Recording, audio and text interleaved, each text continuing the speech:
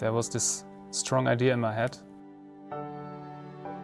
Before I even put the first sketch on paper, I had this vision of the car. I started my first sketches, did the proposals, a couple of views, presented, got selected for model. We were competing with each other for a couple of months, and bit by bit along the way my model remained as a contender. And it was like more than a year after that the model was finally selected.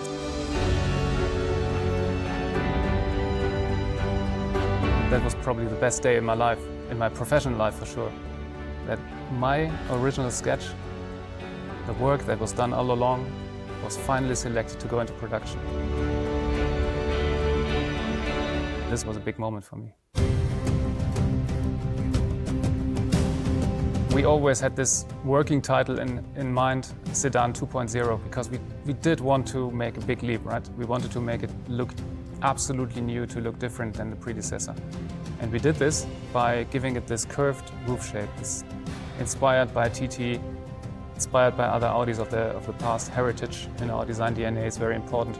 So this is the key aspect. And this brings you into a rear end where the trunk lid is rather short and you have a coupe-shaped roofline.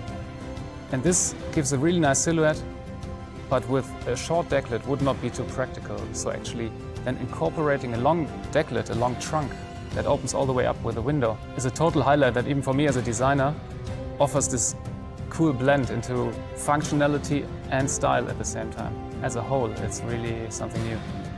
These are some of the views of the sketches of this car.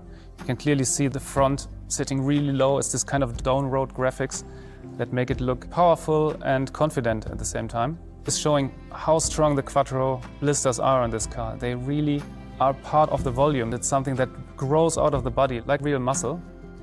That gives the car a really strong three-dimensional feel and a very athletic stance.